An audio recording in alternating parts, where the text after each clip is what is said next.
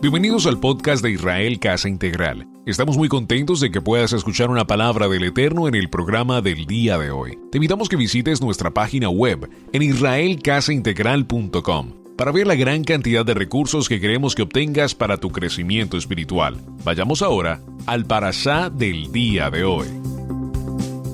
Vamos a ir a nuestro parashot para el día de hoy. Recordarán el nombre Yitro, ¿qué significa? Cuando hablamos de Yitro, lo primero que mencionamos o que viene a nuestra mente es el suegro de Moshe. Es lo primero que se nos ocurre. Yitro, el suegro de Moshe. Y es muy interesante en la enseñanza. Recuerden que cuando hacemos la enseñanza, el sentido de la enseñanza es escudriñar los detalles. Hacemos la lectura, pero la lectura que la hemos hecho tantas veces, normalmente la pasamos por alto. Es decir, leemos, mas no comprendemos. Y el problema de esta enseñanza puntualmente de Parashat es leer, comprender, entender, discernir lo que el Parashot nos enseña. Este Parashot Yitro abarca desde el capítulo 18 de Éxodo, Shemot, hasta el capítulo 20. Si hay un Parashá de todos los Parashá del año importante, y si puedo darle un título del más importante parashá del año, sin duda es este parashá. Pero pastor, todos los fines de semana usted dice que este parashá es muy importante. Sí, es muy importante. Es decir, no hay un parashá que sea más importante o uno que sea menos importante. Todos son importantes. Pero este, aparte de ser muy importante, este es muy importante. ¿Por qué? Pregúntenme por qué. Porque justamente en este parashá vamos a tener la conversión, la fe de lo que creemos, donde estamos ubicados y por qué estamos ubicados, donde estamos ubicados hoy. Es decir, en este parashá vamos a ver varios aspectos, entre ellos, como todos sabemos ya, la entrega de los mandamientos, que realmente no es que sea la entrega de los mandamientos, sino las palabras del Eterno en el monte Sinaí. Alguien me hizo una pregunta esta semana en el estudio de la semana. Estoy parafraseando cosas. En el capítulo 20, cuando lleguemos allí, recordemos que dice que la presencia de Yahweh, de Hashem, descendió. Entonces alguien me preguntó, si la presencia de Hashem descendió, ¿significa que Hashem no estaba en el lugar? Vean ahí, qué bonita pregunta, ¿verdad? Si Dios es omnisciente, omnipresente, omnipotente, es decir, que está presente en todos los lugares del mundo, del universo, del cosmos, entonces ¿por qué descendió la presencia del Eterno? ¿No estaba acaso la presencia ahí? Vean lo interesante. Y hay que entender la pregunta para poder comprender la respuesta. La respuesta tiene que ver con leer puntualmente el texto y entender que dice el texto que desde los cielos Hashem dijo, Hashem habló estas palabras. ¿Ven? Es muy importante que veamos allí. Capítulo 18, todos en este texto. Por favor, quiero que estén todos en el texto porque voy a necesitar que me ayuden con la lectura. A ver, si puedo. Capítulo 18. Oyó Jetro, sacerdote de Madián, suegro de Moshe, capítulo 18 de Shemot. Acompáñenme en la lectura, si me equivoco en algún punto de la lectura, por favor ayúdenme a corregir. Ya no sé si acercarme, alejarme, no sé qué hacer. Oyó Jetro, sacerdote de Madián. Observen que aquí hay una palabra interesante, perdónenme que haga la interrupción. Jetro, sacerdote de Madián. Lo primero que el texto nos trae a colación es la identidad de Jetro. Y nos dice que es un sacerdote. Sin embargo, la palabra en hebreo originalmente no dice sacerdote, dice un coanín. La palabra coanín, que la hemos siempre interpretado como el coanín, como el sacerdote, tiene que ver también con la palabra líder, tiene que ver también con la palabra un hombre reconocido, ¿de acuerdo? Porque para nosotros la palabra sacerdote tiene una, no tanto desde el punto de vista del cura católico, sino el sacerdote tiene una connotación Recordemos que cuando veamos Levítico, el Cohen Gadol, el sumo sacerdote. Pero la palabra sacerdote, y solo lo voy a mencionar, les dejo la inquietud, usted investigue un poco más a fondo.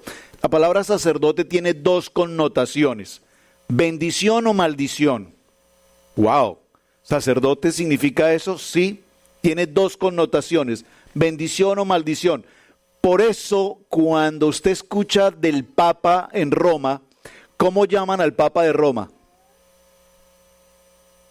¿Perdí? ¿Quién lo dijo? ¿Quién lo dijo? Hermana Carlita, dilo más fuerte. El sumo pontífice. Observen qué importante este detalle. Cuando se menciona al Papa en Roma, no se dice el sumo sacerdote, sino se dice el sumo pontífice. ¿Por qué? A ver, ¿quién me ayuda? ¿Usted nunca se ha hecho esa pregunta? ¿Verdad que no? ¿Por qué? Porque nosotros nunca nos preguntamos nada. Nosotros todo lo vemos, todo lo entendemos, todo lo asumimos, y cuando alguien nos pregunta algo que no entendemos, entonces decimos, oiga, de verdad, ¿qué detalle? Oiga, diga conmigo, ¿qué detalle? ¿Qué detalle?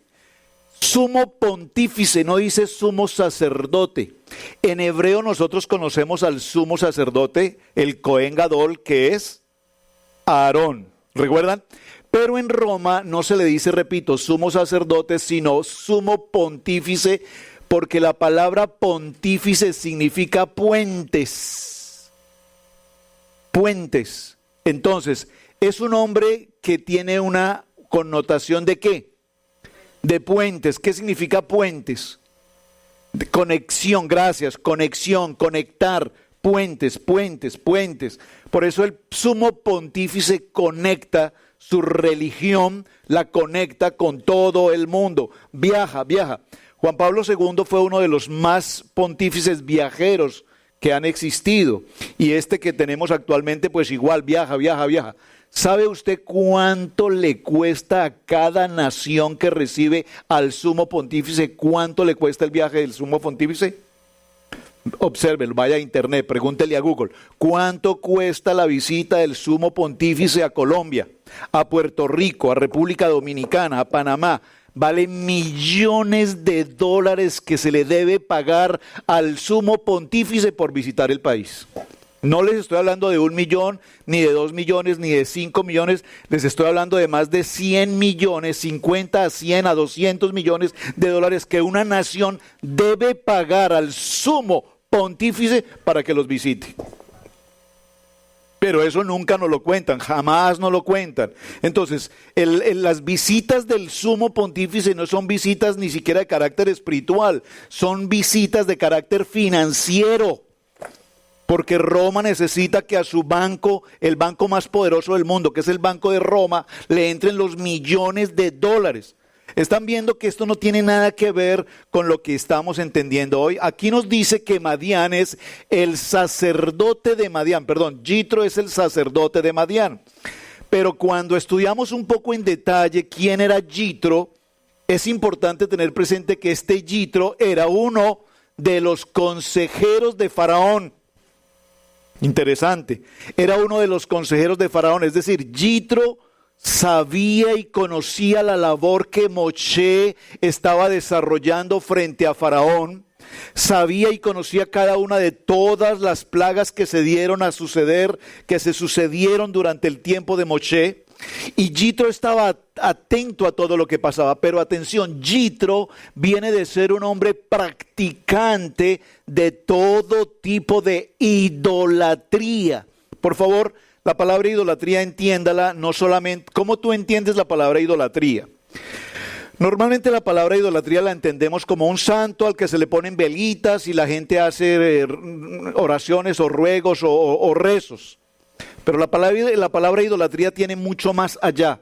La palabra idolatría incluye todo tipo de prácticas ocultistas, todo tipo de prácticas heréticas, herejes, todo tipo de prácticas de ilusión, de magia, todo tipo dígalo conmigo, todo tipo de práctica oscura. de prácticas oscuras. Esto es muy importante porque la Biblia nos lo va a mostrar aquí cuando nos hable del día y de la noche, de la verdad y de la mentira. Son dos conceptos que el texto nos va a narrar en este parashá, la luz y la oscuridad. Entonces, perdónenme, solo en el primer renglón tenía que detenerme para hacer ese pequeño paréntesis. Jetro, sacerdote de Madián, y en 12 ocasiones en este parashá nos indica que es el suegro de Moshe. Oiga, un momentico. ¿Cuántas veces, hermano Amaury, respeto contigo que estás aquí para dar un nombre personal y hacerlo vivo, cuántas veces tú necesitas, ¿sabes cómo se llama tu suegro? ¿Cómo se llama tu suegro? Luciano. ¿Cuántas veces tu suegro Luciano necesita decirte, Amaury, soy tu suegro? Yo creo que ninguna. Desde el primer día que contrajo matrimonio y adquirió su pacto matrimonial y su pacto con el suegro, porque es lo que vamos a ver hoy. Aquí hay un pacto. Desde el momento en que el pacto entre Moshe y Jetro se ocurre, a partir de ese momento Moshe ya sabe que él es su suegro, ¿o no? Entonces, ¿por qué razón este parashá nos muestra en 12? Por favor, cuéntelas. Vaya usted y tome aquí, subraye una, suegro. Véanla, ahí está, volvamos al texto. Dice, oyó Jetro, sacerdote de Madián, ¿qué dice? Suegro de Moshe. Estas cosas que Hashem había hecho con Moisés y con Israel su pueblo, y cómo Hashem había sacado a Israel de Egipto, y tomó Yitro, suegro de Moisés, van dos, suegro de Moisés, a Séfora, la mujer de Moshe, después que él la envió, y sus dos hijos, el uno llamado Gerson, porque dijo, forastero he sido en tierra ajena, y el otro se llamaba Eliezer, porque dijo, el Dios Elohim de mi padre me ayudó y me libró de la espada de Faraón. Y Jetro, el suegro de Moisés, ¿ve? Cuando la Biblia nos repite estas cosas es porque evidentemente algo muy importante nos quiere decir. Voy a mi ejemplo con el hermano Amaury. Luciano, el suegro de Amaury, le dijo, Amaury, ven a casa porque yo soy tu suegro. Quiero que vengas con tu esposa, mi hija Lupe o Lupita, porque yo soy tu suegro. Quiero que asumas tu responsabilidad con tu esposa Lupita y con tus hijos, porque yo soy tu suegro. Y se lo sigue y dele. Y llega un momento en que Amaury dice, mire, don Luciano, yo ya sé que usted es mi suegro. Aguante. Ah, ¿no sabe? No sabe. Muy bien. Entonces, vamos a ver, el primer punto es, repito, sacerdote de Madián, un hombre que tiene un concepto de idolatría, que hace muchas prácticas, que tiene una gran conexión, y cuando nos lo menciona como sacerdote, nos lo menciona en el sentido de que es un hombre extremadamente conocido en toda la región de Madián. Observen que Madián, ¿qué es? Madián es una tierra, una región, pero viene de la herencia ¿de quién? Muy bien, excelente.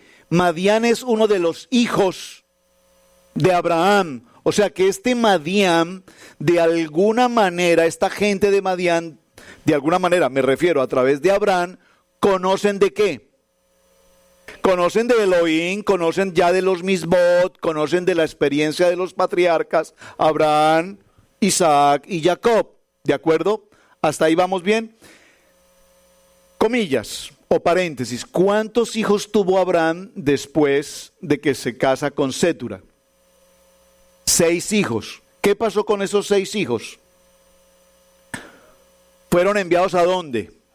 A Oriente. Esos 6 hijos crecieron en el hogar de Abraham, por supuesto, ¿recuerdan? Y él los envía con regalos y los envía a Oriente. Por eso cuando nosotros vemos todas esas religiones de Oriente y empezamos a buscar relación con esas religiones, nos daremos cuenta que esas religiones tienen nombres y prácticas muy cercanas a la Torá, manejadas de otra manera o de otra forma, porque todos vienen a ser hijos ¿de quién? De Abraham. Estuve viendo un documental hace unos días, se me escapa el nombre, se lo recomiendo, búsquenlo en el YouTube. Yo les digo, cuando estén en internet no pierdan tiempo en tonteras, busquen cosas que edifiquen. Si usted tiene tiempo de estar en casa y reposar, un tiempo de descanso en casa, vaya a YouTube, se los digo, yo lo hago todos los días, me tomo un tiempo, me encantan los documentales, veo un documental, veo la historia de una nación, veo la historia de una región, veo la cultura de un país, veo la cultura de la economía, etcétera. Porque esto es educación, tenemos que ocuparnos de esto. Y viendo un documental de la India, encontré cómo los términos, los nombres de dioses, los nombres de prácticas que ellos hacen, todos tienen que ver de una manera cercana con lo que nosotros estudiamos en Torah. ¡Wow! ¿Pero por qué tan interesante? Porque son hijos de Abraham enviados a Oriente. ¿De acuerdo? Que no estén en la línea correcta es otra historia, pero tienen un principio y un fundamento a través de Abraham. Aquí vemos a Madián. Es lo mismo que está pasando con este sacerdote. Tenía conocimiento de Abraham, de Isaac y de Jacob, pero su vida estaba relacionada con el mundo, con Faraón y con todo tipo de prácticas distintas. Pero vamos a notar algo interesante en la historia. Observen, vamos en el capítulo 5. Y Jetro, el suegro de Moshe, versículo 5, sí. Y Jetro, el suegro de Moshe, con los hijos y la mujer de este, vino a Moshe en el desierto donde estaba acampando junto al monte, ¿cuál?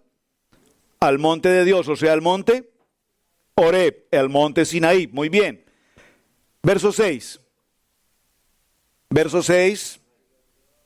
Síganme la lectura porque voy como perdido acá, perdido en el sentido que no estoy viendo muy bien. ¿Perdón?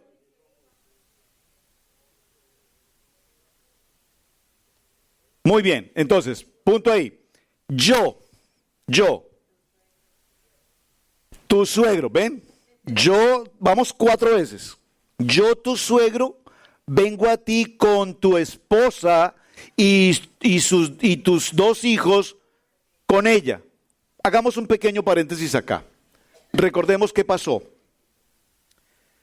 Vamos a recordar un poquito la historia. Ayúdenme con la historia. Moshe sale de Egipto después de causar la muerte a un egipcio. El faraón da orden de matarlo.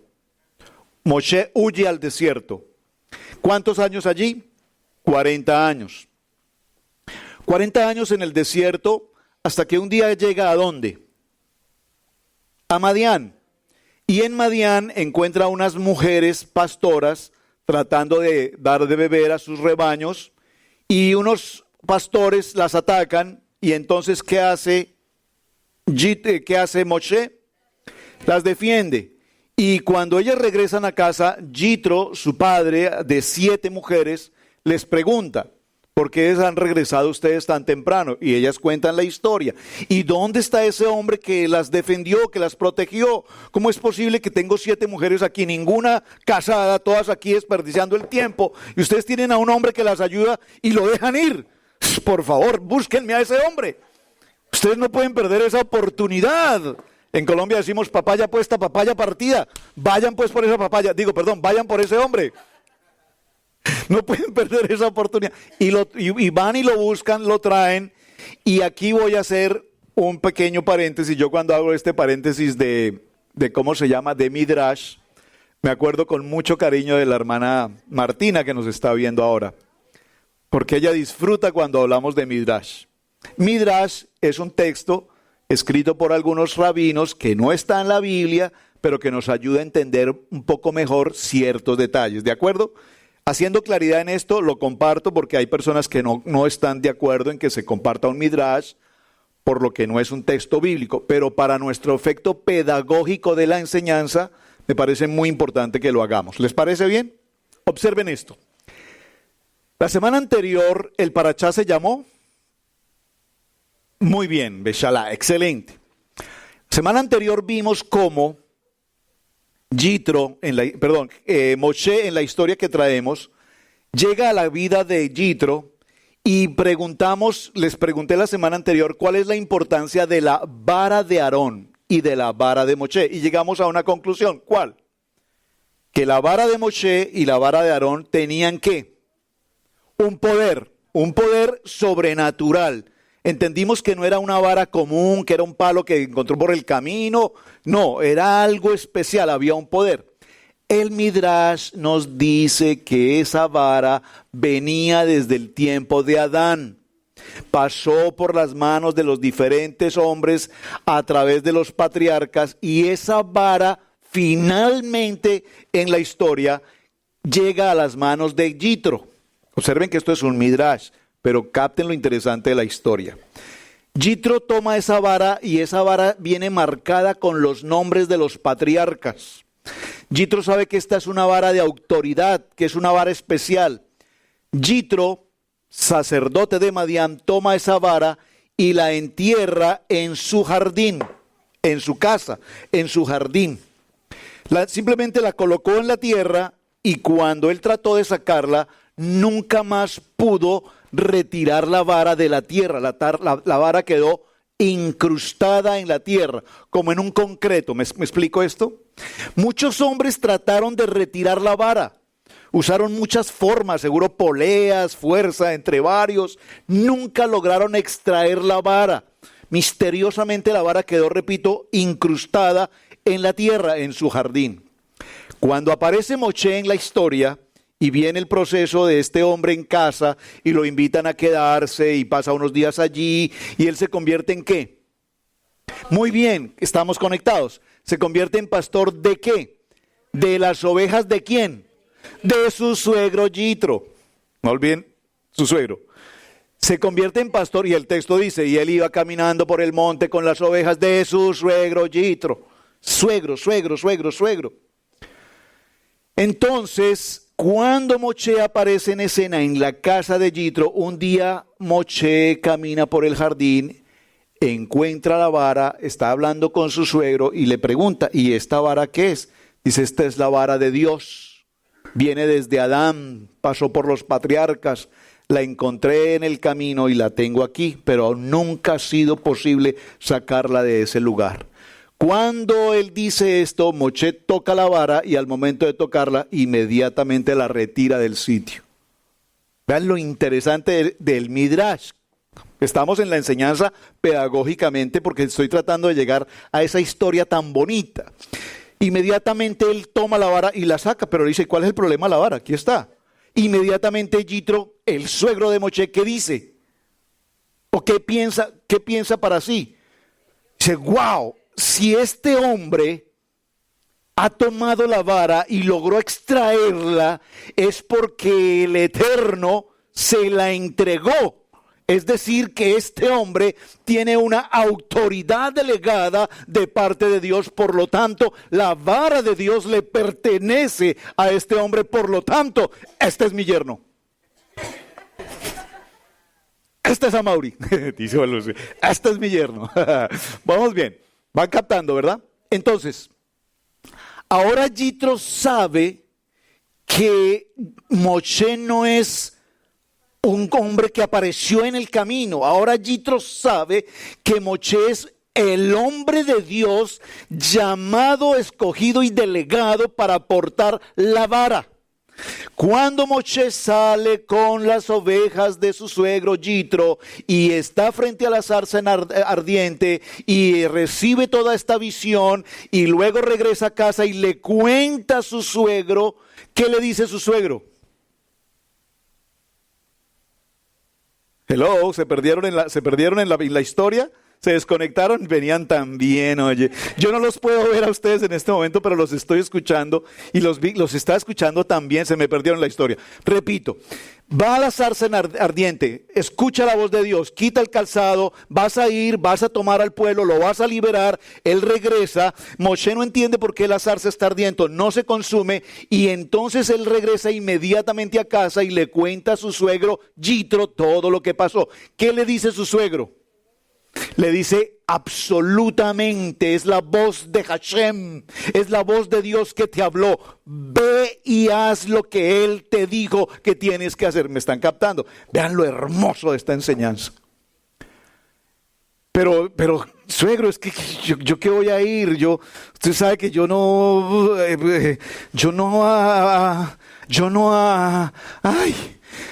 hablo bien. Dice, veas lo que Dios te dijo que tienes que hacer, porque ahora Yitro sabe que la autoridad, la vara de Dios, se la delegó a él.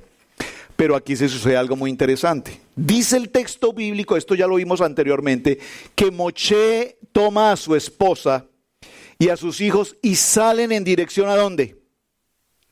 A Egipto. Van por el camino, van de paseo, van un paseo de familia, van muy bien, pero a la mitad del camino llegan a un hostal, vamos a llamarlo así, a un lugar donde toman un día de reposo, un momento de descanso, y estando en ese lugar dice el texto bíblico que ¿qué pasó? Que Hashem decidió quitarle la vida a Moshe.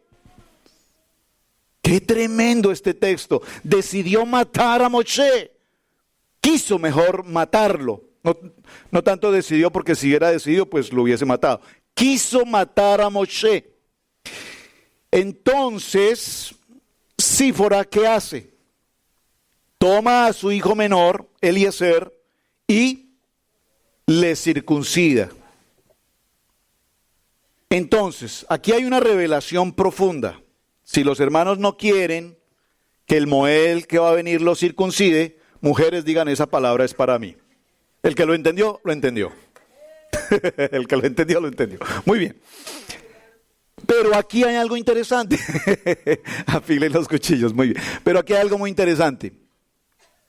En ese momento, Moshe toma una decisión. ¿Cuál es? ¿Cuál? No, él está circuncidado, pero aquí hay una decisión. Dios le dice, Moshe, pero yo no te envié de paseo, Moshe. Es que yo no te envié a un tour, yo no te envié a pasear unos días, yo te envié con una misión. Debes ir a Egipto. Estás distraídos aquí en este hostal descansando, buscando el wifi, chateando. ¿Qué es eso, joven? Yo te mandé a una misión. Pero en ese momento Moshe toma una decisión y le dice a su esposa, ve y regresa. ¿A dónde? A donde mi suegro Yitro, y permanece allí. ¿Cuánto tiempo pasa Moshe después de este momento sin su esposa y sin sus hijos? ¿Cuánto? No, cápteme la pregunta, atención a la pregunta. Moshe regresa a su casa, a su esposa y a sus hijos. ¿Cuánto tiempo pasa Moshe hasta este momento que estoy leyendo ahora? Cuando Yitro, el suegro de Moshe, llega nuevamente y le dice, aquí estoy yo, Yitro, tu suegro, con tu esposa Sífora y con tus hijos Gerson y Eliezer. Aquí te los tengo. ¿Cuánto tiempo pasó desde ese momento hasta hoy, hasta aquí? ¿Cuánto? No sé. ¿Alguien más? Ven, lo interesante es que leemos y no entendemos, pasamos la lectura muy rápido. Atención, ¿cuánto tiempo duraron las plagas? Si las 10 plagas, ¿cuánto tiempo duraron? Aproximadamente un año. No, en la misma lectura bíblica lo dice, el tiempo que pasó. ¿Cuánto tiempo pasó? Un año. Aproximadamente un año desde la primera hasta la 10ª plaga, un año. Lo que significa es que ese primer año ya Moshe estuvo fuera de casa, ya Moshe estuvo fuera de su esposa y ya Moshe estuvo fuera de sus hijos. ¿Están conmigo? Pero vamos a pensar entre que Moshe sale, observen, viene el tiempo de Pesá, ¿recuerdan? Sale el pueblo, van caminando por el desierto, llegan al monte Sinaí, estamos aquí en la lectura, estamos aquí. Llegan al monte Sinaí. ¿Cuánto tiempo pasaron desde que salieron de Egipto hasta la entrada al monte Sinaí? ¿Cuántos días? Días. ¿Cuántos días? 49 días. Entonces 49 días serían mes y medio más, digamos. Entonces pensemos esto. Moshe ya lleva año y medio fuera de su casa. No sé si envió correspondencia, no sé si tenía WhatsApp, no sé si estaba conectado con el Face. Lo que quiero significar es que por lo menos por año y medio Moshe está desconectado de su obligación como esposo. ¿Me están captando lo que les quiero significar acá? Porque miren a dónde quiero llevar mi enseñanza. Hay mucho tema que tratar, pero quiero concentrarme puntualmente en el concepto familia. ¿Por qué? Observen, porque precisamente Yitro viene con una exigencia radical y le dice: Moshe,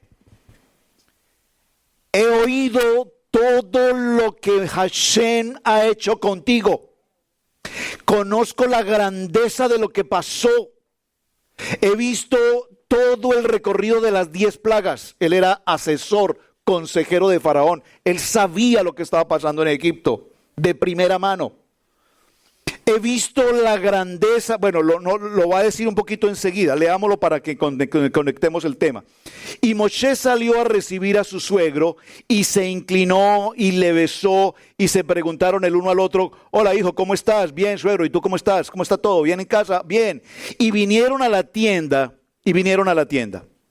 Verso siguiente, ¿cuál es? Oiga, se me nubló otro poquito más. 8.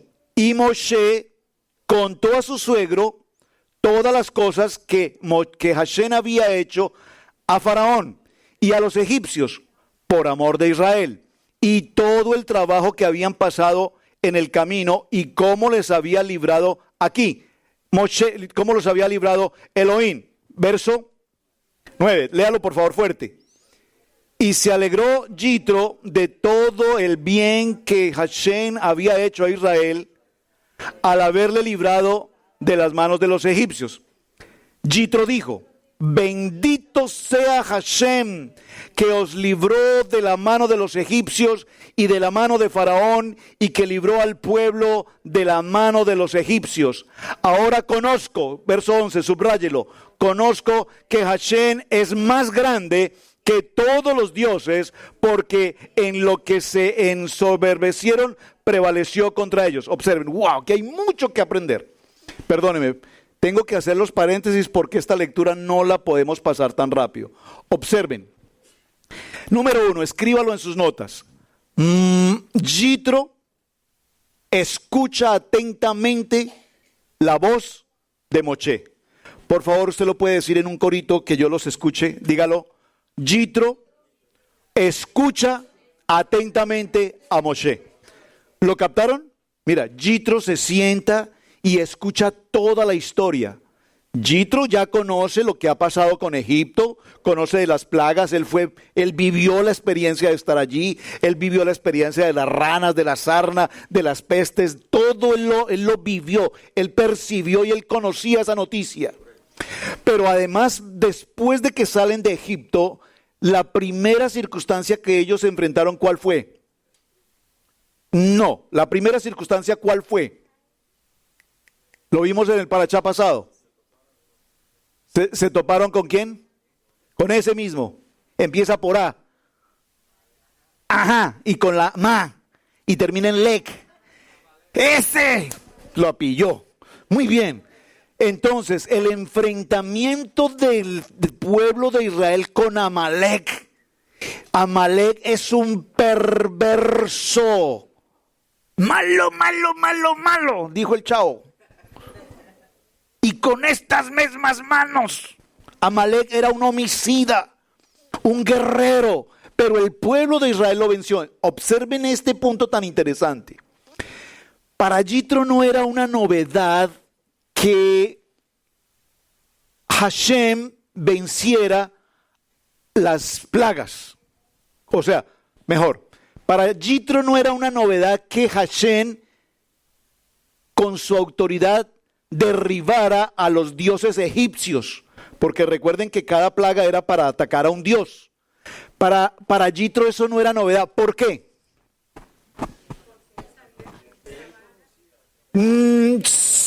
Sí, pero no la vara de Moshe, sino... ¿Perdón? Sí, pero cuando él ve que la serpiente de la vara de Moshe se coloca y devora las serpientes de Faraón, Yitro está viendo la escena y Yitro, ¿qué dice? ¿Por qué lo reconoce? ¿Porque conocía qué? Sí, pero atención, recuerden que vimos que Yitro es un hombre ¿qué? Un idólatra, que practica ¿qué? Todo lo que es magia, ocultismo y todo lo que está en oscuridad. Entonces para Yitro, en su entendimiento humano razonable, él decía, pues Dios tiene poder, Dios tiene autoridad, Dios puede hacer como una magia y quitarle al pueblo de Egipto con su magia todo lo que hace. ¿Me están entendiendo? Entonces hasta ahí Yitro entiende que Dios puede hacer eso. Lo entiende desde el punto de vista de él por su magia. Como quien dice, yo lo puedo hacer. ¿De acuerdo? Pero cuando Yitro se entera de que el pueblo de Israel, unos esclavos armados con palos, que no tienen ni idea qué es la guerra, que no tienen la menor idea qué es enfrentar a un ejército enemigo, que no tienen la menor idea de qué es armarse en valor, enfrentan al enemigo más poderoso que es Amalek y lo destruyen, que ningún ejército del momento lo había logrado. Entonces Yitro aquí dice, no, un momentico. Ay, amigo, este pueblo de verdad es pueblo escogido de Dios, porque no hay duda que estos pies descalzos, si puedo usar esa palabra, estos esclavos que no tienen ni idea que es guerra, ¿cómo vencieron a Amalek? Me explico. Entonces ahora Yitro dice, no, momentico, aquí ya veo que la autoridad de Dios delegada sobre este pueblo es más grande que lo que hizo con las plagas. ¿Me están entendiendo? Lo de las plagas él lo entendía como que había una magia ahí. Pero con la ganancia que tuvo el pueblo de Israel sobre los amalecitas, aquí sí es que definitivamente el Dios Hashem Todopoderoso está con este pueblo. ¿Me captan? Vean lo interesante. Entonces, punto número 1. Yitro se sienta y escucha la grandeza de la historia que vivió Moshe. Y él se la cuenta en detalle. Pero aquí hay algo muy interesante. Amaury y Luciano, discúlpeme, Moshe y Yitro son muy buenos amigos. Pero observen, dice el texto que Moshe salió a recibir ¿a quién? A su suegro. Se inclinó, lo besó, lo recibió y lo llevó a su tienda y le contó la historia. Oiga, ¿y a la esposa de los hijos qué? O sea, él cepillando con el suegro. Pero a Lupita, a Sífora y a los hijos, ahí ustedes defiéndanse. Oiga, lleva 1 año y medio que no los ve. Lleva 1 año y medio que esa señora no sabe qué es una caricia. Oye, mi linda, estás preciosa en este día. No, ella no sabe. Durante 1 año y más, ella no sabe que tiene un esposo. Lo mínimo que Sífora está esperando es que él la reciba con un abrazo. Mi amor, te amo, te extraño, no sabes. Ha pasado tanto tiempo, pero para mí ha sido una jornada tan difícil, pero qué alegría verte a ti. Mira qué precioso están los niños. Yitro, suegro mío, gracias por el favor que has hecho de cuidar a mi familia. No, aquí él está preocupado por su suegro. ¿Me captan? ¿Perdón? Así está escrito. Pero pues es que lo mínimo que podría decir es, lo mínimo que podría decir el texto es, Moshe recibe a su esposa, a sus hijos y a su suegro. ¿Ve? Entonces aquí el término parece un poco machista. O sea, a la esposa no importa, a los hijos no importa, lo que me importa es mi suegro. No, un momentico. Así está escrito, pero estamos buscando una interpretación a lo que estamos leyendo. ¿Por qué? Le voy a hacer una pregunta del $1.000.000 para adelantarme un poquito al tema, ya que preguntó hermano Miguel. Mire, muéstreme otro sitio en la Biblia donde aparece Eliezer y Gerson, hijos de Moshe.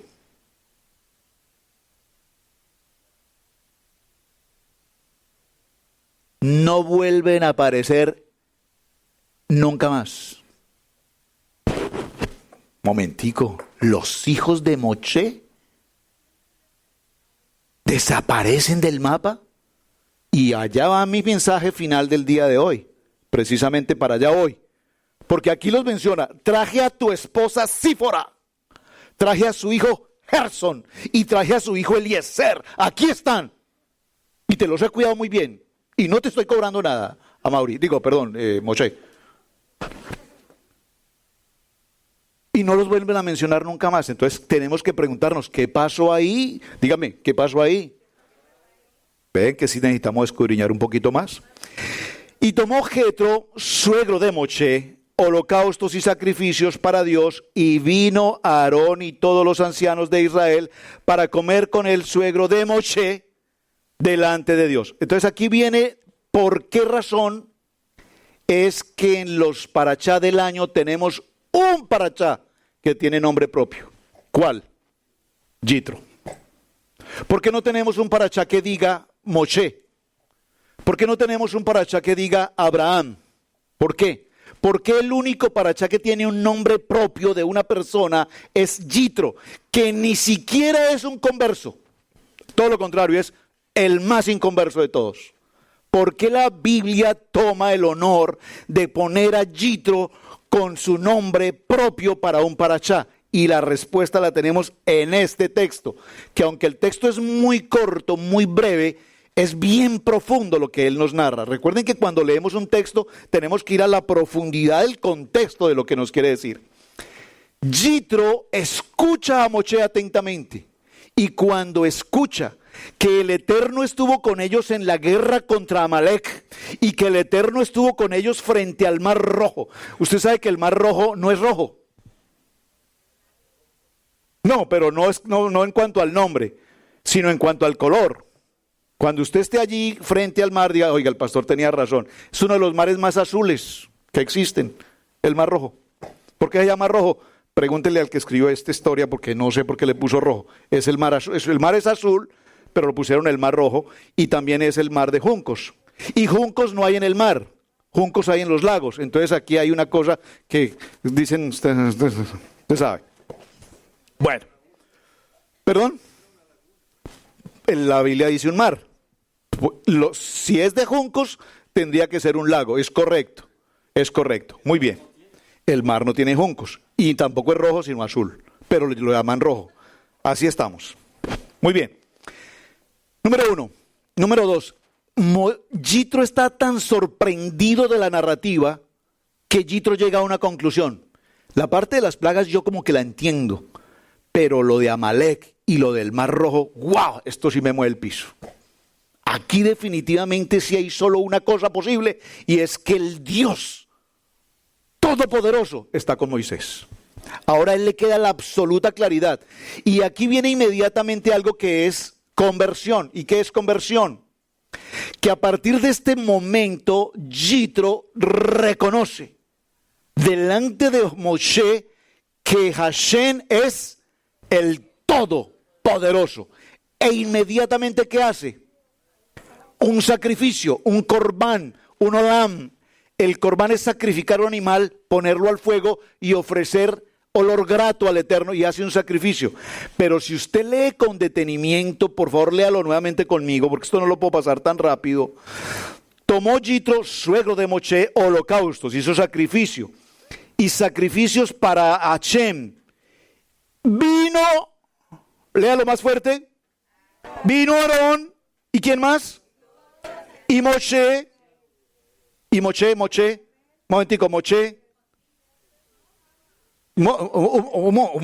un momentico, expliquemos esto. Moshe le cuenta la historia. Cuando le cuenta la historia, Yitro está impresionado. Y cuando está tan impresionado dice, ahora reconozco que Hashem es el Dios Todopoderoso. Inmediatamente dice, mi vida le pertenece a ese Dios. Hay una confesión, lo declara, Él es el Todopoderoso. Yo voy a ofrecer sacrificio de holocausto, de olam, de olor grato al Rey. Y le ofrece sacrificio y le entrega su vida y lo reconoce.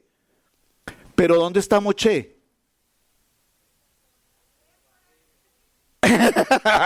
Uy, hermana Elizabeth, qué pensamiento.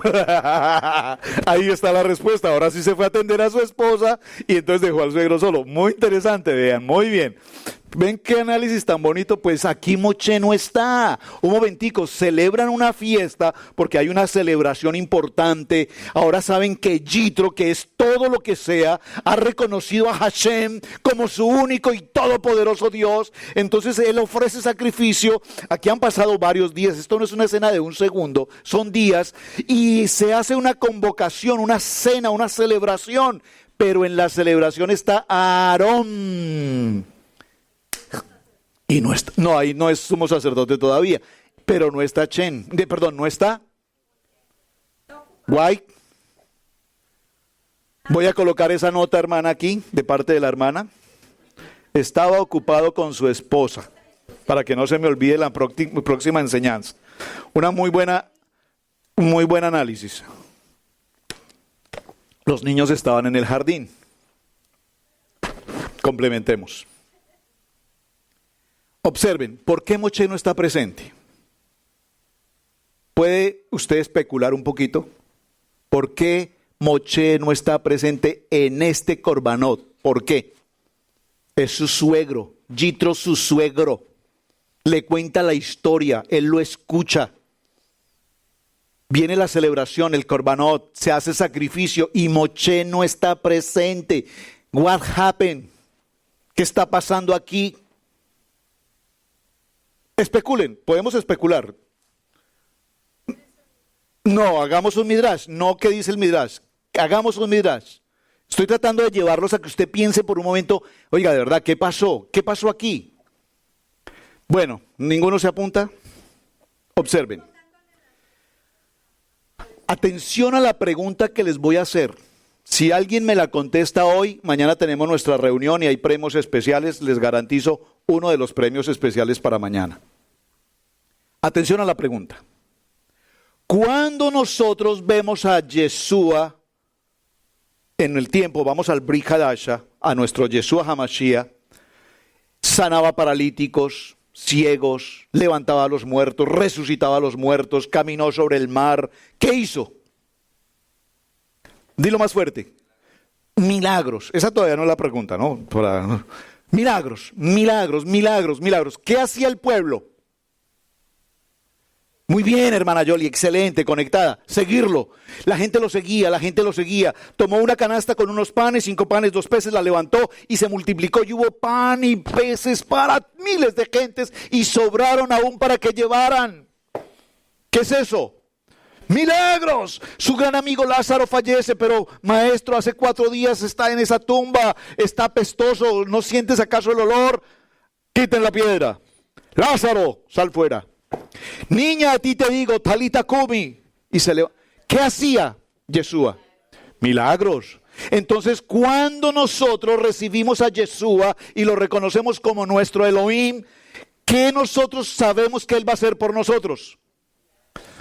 Si lo que usted cree que Yeshua va a hacer por usted es milagros, déjeme decirle que está en el lugar equivocado. Esto está profundo. Oiga, no veo, pero estoy inspirado. Miren, les digo, ese es el problema que tenemos hoy con Yeshua. Iglesias llenas de gentes, la iglesia más grande de América, 70,000, 100,000 personas. Estamos en avivamiento, 200,000 personas, 200,000 seres buscando un milagro. Pero no buscan a Yeshua, buscan un milagro.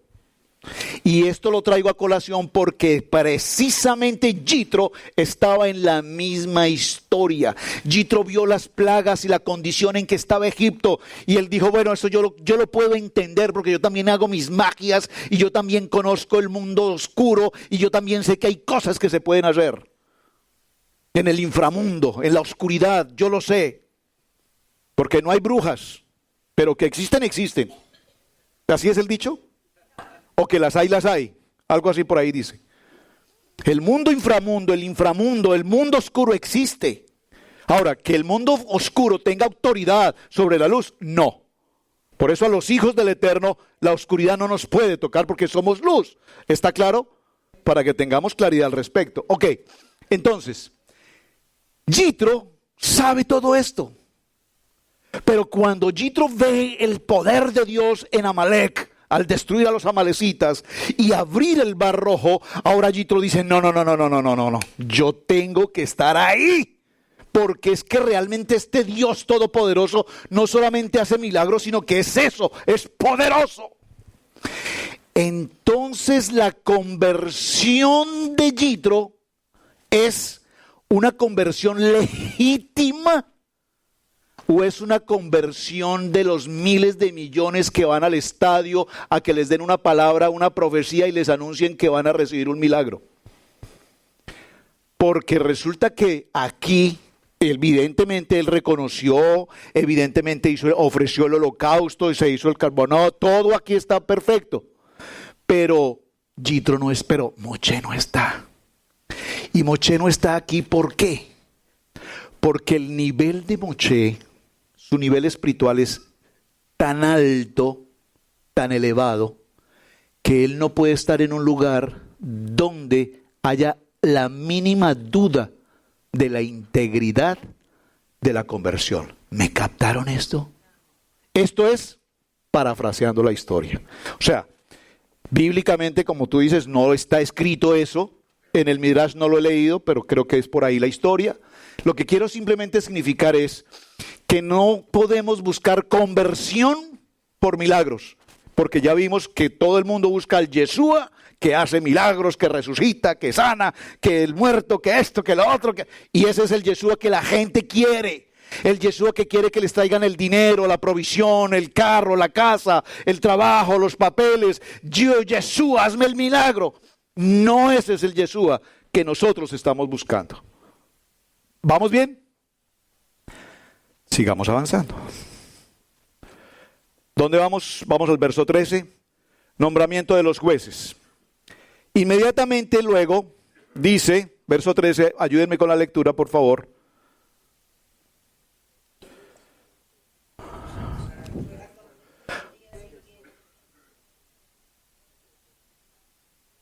Muy bien.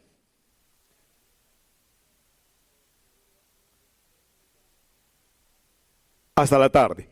Viendo el suegro de Moshe todo lo que él hacía con el pueblo, dijo: ¿qué es esto que haces con el pueblo? ¿Por qué te sientas tú solo y todo el pueblo está delante de ti desde la mañana hasta la tarde? Y Moshe responde a su suegro: porque el pueblo viene a mí para consultar a Dios. Ahí, punto ahí. Observen. La primera parte que leímos es que Yitro escucha atentamente ¿a quién? A Moshe. Luego, en la segunda parte, Moshe ahora escucha atentamente a su suegro, pero le sale con una respuesta insignificante. Parafraseo la historia. Moshe, he pasado varios días observando lo que haces. Haces una muy buena gestión, pero yerno, me estoy dando cuenta de algo. Estás trabajando demasiado. Muchos contratos, Moshe. Pasas mucho tiempo fuera de casa, Moshe. No estás atendiendo a tu esposa, no estás atendiendo a tus hijos. Y él, ¿qué le dice? Suegro, es mi labor. Alguien tiene que hacerlo, y soy yo.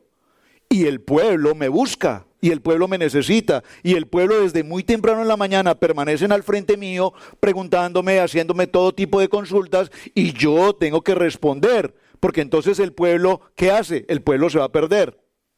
Y entonces Yitro, el suegro de Moshe, le dice: muy bonito lo que haces, me parece excelente la labor, pero tú no puedes hacer que el pueblo dependa de ti.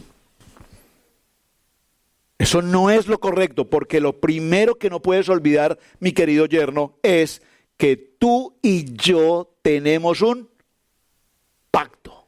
Observen, cuando se hace una boda, cuando se va a celebrar una boda, hasta nuestros días hoy todavía creo que funciona algo parecido.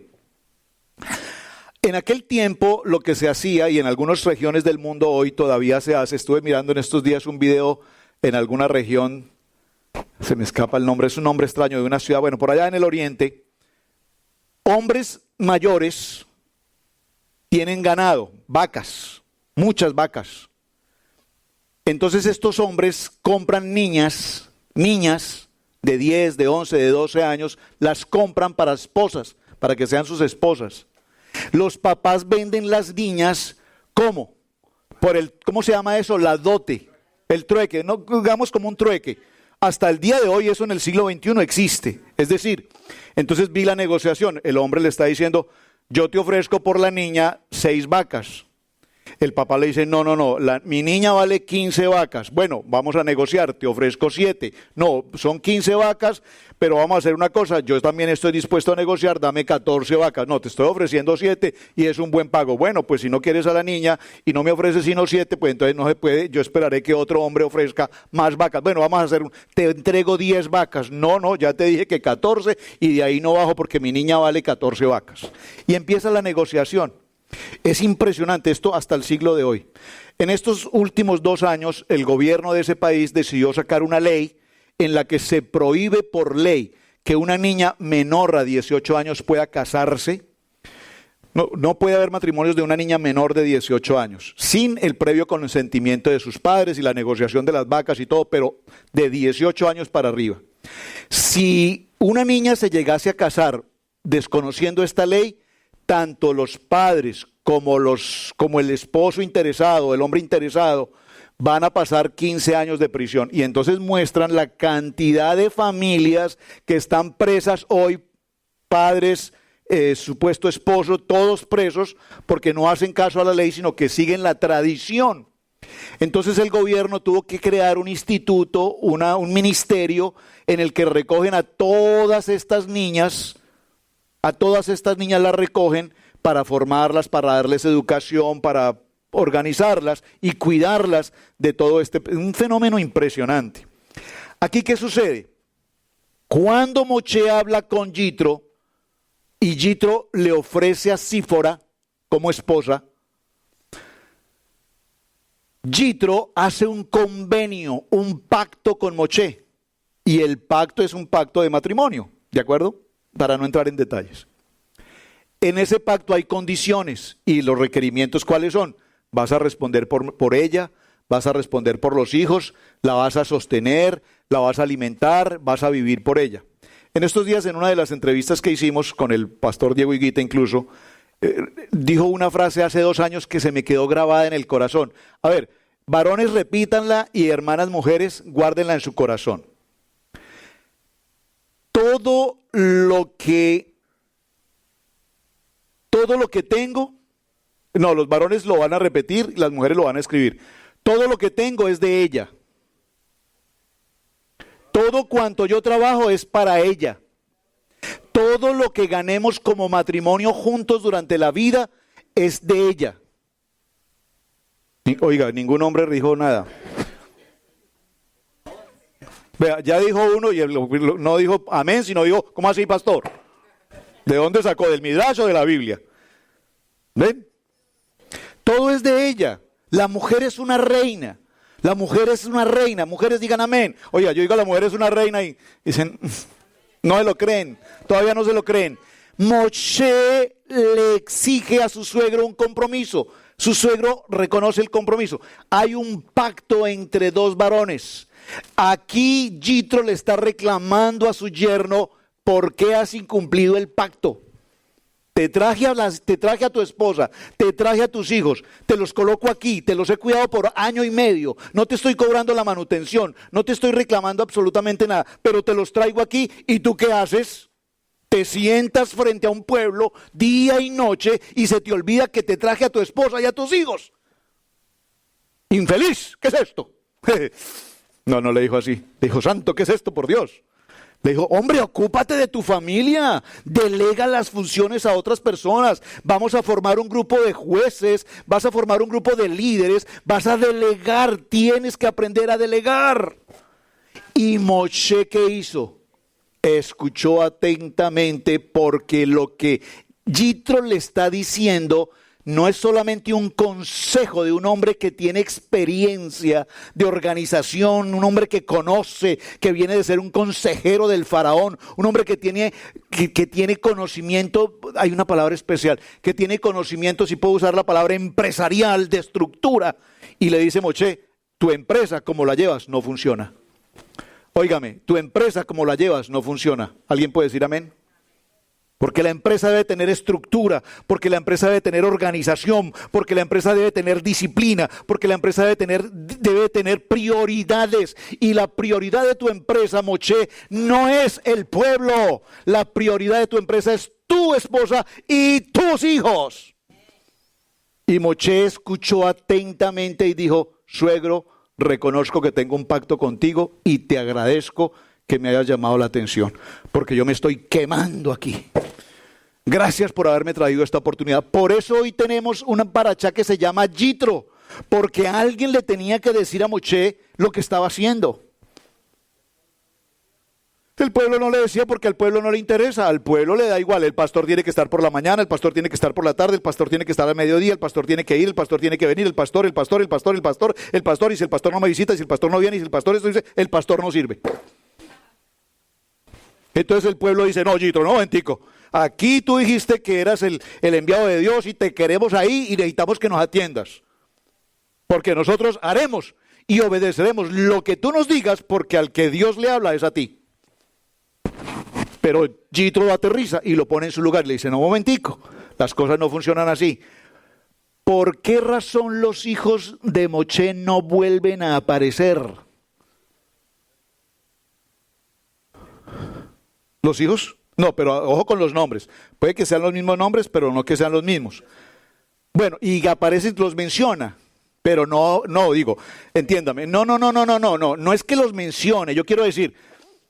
Y Gerson y Eliezer, profetas, hijos de Moche, avanzaron a la guerra e hicieron esto porque el Padre estaba con ellos. No. O sea, sí, los hijos de Moche, pero no me refiero al ministerio de los hijos de Moche.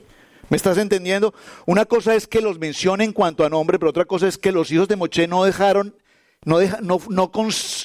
no dieron consecución al ministerio. Es que estamos hablando de Moche, el hombre más elevado que ha existido en la tierra. Obviamente después de Mesías. ¿Me explico? Pero los hijos de Moche desaparecieron. No dejaron huella, es correcto, no dejaron ministerio. Por ejemplo, Josué, Moche, ¿en quién confía? En Josué. Nunca Moche dijo, yo veo a mi hijo Eliezer como el futuro líder del pueblo de Israel. No veo a Eliezer, veo a Josué. ¿Me captan?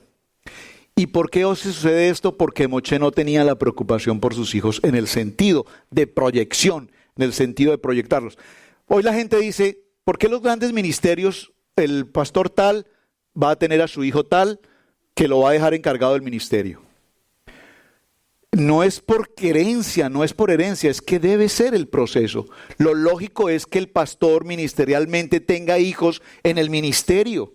Lo peor que puede pasar es que hoy un pastor de 30 años de ministerio, 50 años de ministerio, un ministerio reconocido, no tiene dentro de sus hijos, que tiene 4, 5, 6 hijos, uno que represente la casa ministerial. ¿Me están entendiendo esto? Y como sé que el tiempo se nos ha pasado y hay mucho tema que tratar, voy a cerrar con un punto que no veo dónde está. Así es que lo tengo que repetir de alguna manera porque, wow. Punto 3. Punto 1, Yitro escucha atentamente a Moche. Punto 2, Moche escucha atentamente a Yitro. Punto 1, Yitro escuchó a Moche y se convirtió. Punto 2, Moche escucha a Yitro y obedeció. Y punto 3, el punto 3, el pueblo de Israel está en las faldas del monte Sinaí. Y en el punto del capítulo 20, punto del capítulo 19 en adelante, Israel está en el Sinaí, en el mes tercero. Voy a avanzar un poquito al capítulo 7. Entonces vino Moche y llamó a los ancianos del pueblo y expuso en presencia de ellos todas estas palabras que Hashem le había mencionado, y todo el pueblo respondió a uno diciendo, lo que Hashem ha dicho, haremos. Dígalo conmigo, pastor, todo lo que Hashem ha dicho, haremos. Pero lo dijeron dos nomás. Vamos a repetirlo. Todo lo que Hashem ha dicho, haremos y obedeceremos. Punto 3, el pueblo de Israel escuchó. ¿Qué escuchó? ¿Por qué este Parashá Yitro ocupa tal vez uno de los lugares más importantes de todos los Parashá de la Torá? ¿Por qué? Porque aquí en el capítulo 20 dice, vayan al capítulo 20, y habló Hashem todas estas palabras diciendo, yo soy Hashem, tu Elohim, que te saqué de la tierra de Egipto, de casa de servidumbre. Observen, en el capítulo 20 de Éxodo está el momento más extraordinario de toda la Biblia. Pregunto, ¿usted conoce algo un poco de la historia de los mormones? ¿No? Cuando estudian religiones lo tienen que ver. O sea, el hecho de que uno conozca un tema no significa que sea un seguidor ni cosa por el estilo, ¿de acuerdo? Tenemos que estudiar, usted tiene que estudiar de los testigos de Jehová, usted tiene que estudiar de los mormones, usted tiene que estudiar del Corán, usted tiene que estudiar del judaísmo, usted tiene que estudiar del musulmán, usted tiene que saber para que no le metan gato por liebre, usted tiene que saber. Claro, estoy hablando en el Instituto Bíblico de la Iglesia, en los Parashá, en todos los temas que tenemos grabados, ahí está la historia, el mormón, los testigos. Estudien, no explore para que no entre en problemas, pero lo que tenemos grabado usted tiene que estudiarlo. Escúchame, ¿por qué hago esta mención? Yo recuerdo cuando hacía mis charlas sobre falsedad de papel moneda en mi país, le decía a la gente, usted tiene que conocer el billete auténtico 100%. Características de un billete auténtico: papel, 100% seguridad. Fibras multicolores, rojas, azules y verdes, 30, ¿qué porcentaje cada una? Dimensiones del billete. Impresión en alto relieve, en bajo relieve. Tipografía, ¿qué tipo de tipografía? Textos microimpresos, fondos con marca de agua, imágenes coincidentes anverso reverso, hilos de seguridad intercalados y todos los detalles de un billete. Usted tiene que conocerlos. Tintas magnéticas, usted tiene que conocerlos. Vea lo que pasa en Estados Unidos. En Estados Unidos tenían una costumbre. Tomaban un billete de $100, usted lo ve en las tiendas, un lapicito. ¿Qué hacen con el lápiz? Pasan el lápiz. ¿Qué hace el lápiz? ¿Qué marca? ¿Qué marca? Marca un color. ¿Por qué? Porque este lápiz reacciona a las tintas magnéticas del billete dólar. Entonces, cuando las tintas magnéticas, el papel del billete dólar, que no es 100% algodón, 90% lana, 30% lino, entonces le utilizan en la imprenta tintas magnéticas. Cuando este lápiz reacciona a las tintas magnéticas y yo paso ese lápiz sobre el billete dólar, entonces el billete toma un color verde que desaparece obviamente. Entonces el billete es auténtico. El billete es auténtico. Entonces, ¿qué hacen los falsificadores? ¿Qué hacen los falsificadores? Muy bien, entonces el falsificador sabe eso. Como el falsificador sabe eso, dice, pues pongámosle tintas magnéticas al billete falso. Y cuando el billete falso llega a la tienda y la niña le pasa el lápiz, ¿qué pasa? Pues se pone de color y dice, está bien. Entonces, si usted no conoce el auténtico, pues no va a poder diferenciarlo del falso. ¿Está conmigo? Usted tiene que conocer el original para luego saber dónde está el falso. Entonces, ¿por qué menciono todo esto?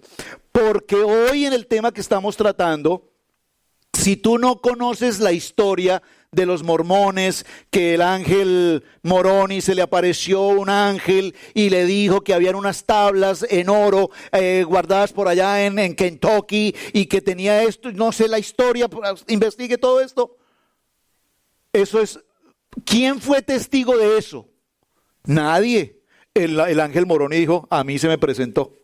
Y no fue ni en Israel, ni en el Oriente, sino aquí en Estados Unidos. Pues imagínense, para completar la historia. Luego aparece un señor del Corán que se llama ¿cómo? No. ¿El Corán?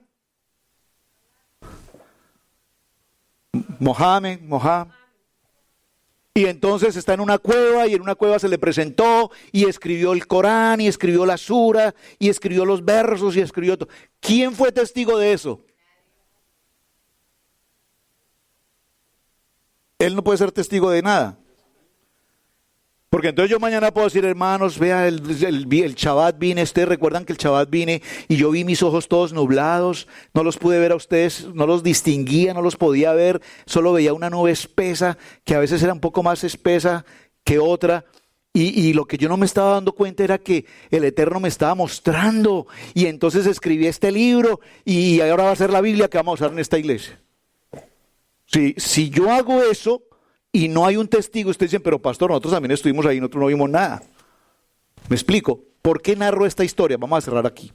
Porque en el capítulo 20, Hashem habla estas palabras en el monte Sinaí, con tanta fuerza, con tanto poder, con tanta autoridad, que era como truenos, relámpagos, centellas, que retumbaron a toda la humanidad, y que la voz del Eterno que se pronunció en el monte Sinaí fue entregada ¿en cuántos? ¿En cuántos?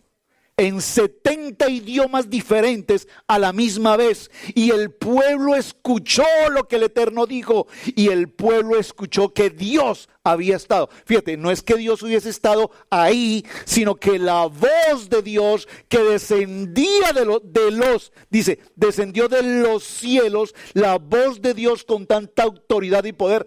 Todos la escucharon. Es decir, que ahora el pueblo de Israel y todos los que no eran pueblo de Israel, todos quienes salieron de Egipto y toda la gente alrededor, escuchó el trueno de la voz de Dios. ¿Qué escuchó? Las palabras. Eso significa que todo Israel ahora pasó a ser ¿qué? Un pueblo. Eran un pueblo, pero escucharon todos. ¿Ahora qué son? ¿Perdón? Gracias, hermana Carlita. Ahora son testigos físicos, oculares, auditivos. Ellos vieron lo que pasó en el Sinaí. Ellos vieron cómo la tierra se estremeció, cómo los relámpagos caían, la voz del Eterno se escuchaba. Ahora ellos son testigos. ¿Quiénes? Los judíos, las 12 tribus y todo el pueblo extranjero que venía con ellos escucharon estas palabras.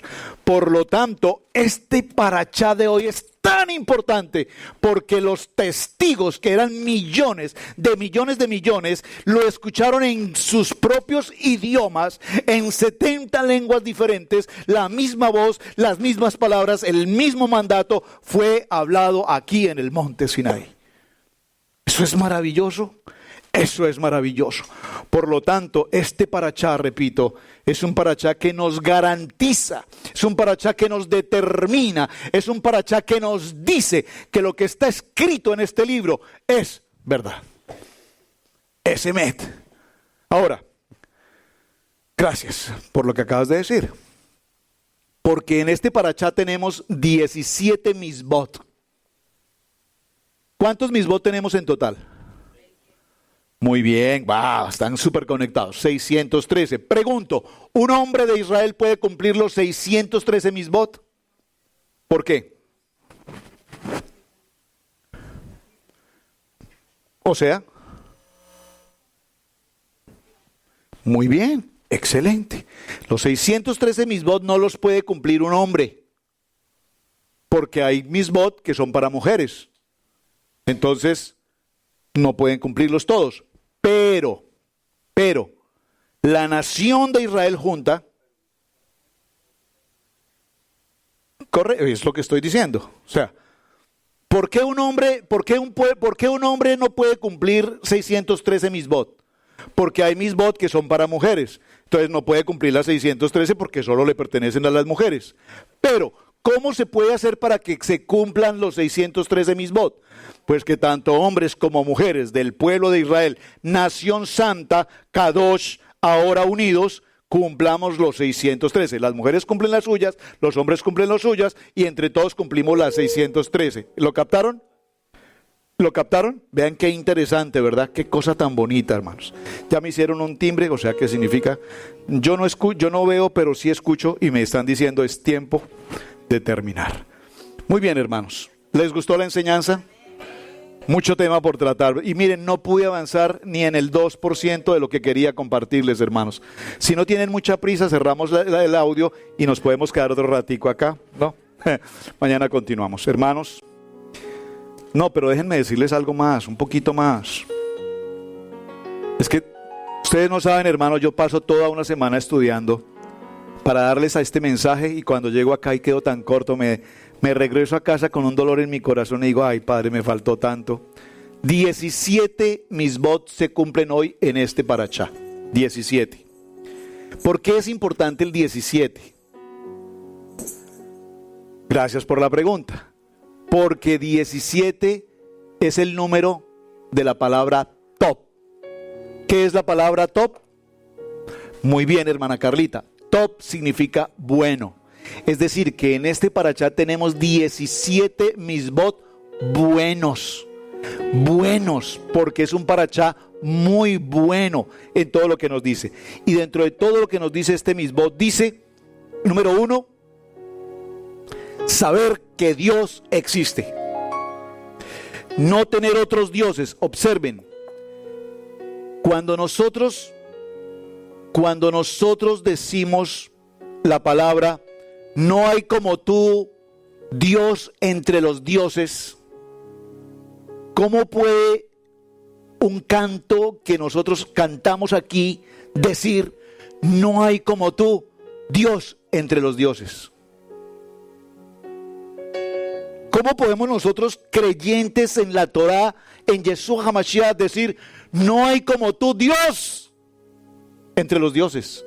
O sea, nosotros le estamos diciendo, tú eres Dios, pero los otros dioses pues son más o menos. ¿Me están entendiendo? Y el Salmo así lo dice, no hay como tú, Dios entre los dioses. Respuesta a este punto. La respuesta es, mañana tenemos nuestro desayuno de finanzas.